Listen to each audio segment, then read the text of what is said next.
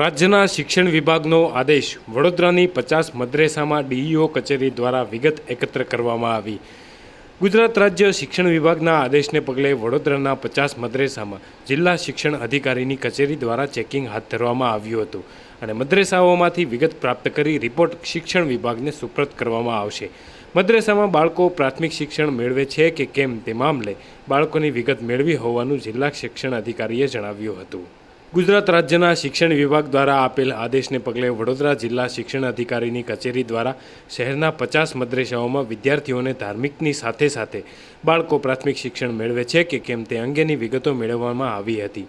આ તમામ મદ્રેસાઓમાંથી પ્રાપ્ત માહિતી એકત્ર કરી અને તેનો રિપોર્ટ શિક્ષણ વિભાગને સોંપવામાં આવશે। આ અંગેની માહિતી આપતા જિલ્લા શિક્ષણ અધિકારી આર વ્યાસે જણાવ્યું હતું કે હાલ જે સૂચના હતી તે અંતર્ગત મદ્રેસાઓની અંતર્ગત વિઝિટ અને તેની કોઈ અન્ય ચકાસણીઓનો કોઈ ઈરાદો ન હતો। શિક્ષણ કચેરીનું કામ બાળકોને શિક્ષણ મળી રહે તે જ રહ્યું હતું। Sir, additional director of public હેલ્થના ડાયરેક્ટર નીલમ પટેલ દ્વારા એસએજી હોસ્પિટલ ખાતે એક ખુલાસો માંગે છે। 21 તારીખનો એક પત્ર છે, સમાચાર પત્રમાં જે અહેવાલ છપાયા છે, હીટ વેવને લઈને થયેલા મૃત્યુ કે આકસ્મિક મૃત્યુ એ અંગેની માહિતી અમને માંગી છે, અમે એમને સંપન્ન કરાવીશું।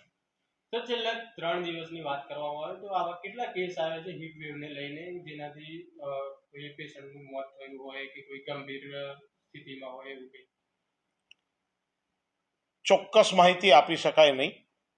જે ગઈકાલે એક 9નો આંકડો તરતો થયો હતો એ 9ની અંદરથી એક હેંગિંગનો કેસ હતો, 3 રોડ ટ્રાફિક એક્સિડન્ટના કેસ હતા। એટલે એસએસજી હોસ્પિટલની અંદર અંજાન કારણોસર સડનલી કોઈ બેભાન થઈ જાય કે ચક્કર આવીને ઢળી પડે એવા કેસની અંદર હીટને કારણે કોઈ અસર થઈ છે કે નહીં એ એક ક્લિનિકલ વિષય છે।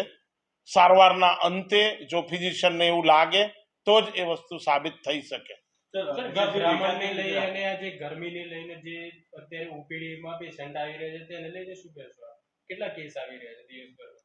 અમે 2 દિવસથી કોન્સ્ટન્ટલી વોચ ઉપર છે, કંઈ બહુ એવો સિગ્નિફિકન્ટ દર્દીઓની સંખ્યામાં વધારો નથી। સર, એર ક્વોલિટી ઇન્ડેક્શન લઈને જોખમી છે એવું હેલ્થ ડિપાર્ટમેન્ટ દ્વારા જણાવો, જેની આડઅસર છે, શું આડઅસર હોય છે? એ મારો વિષય નથી।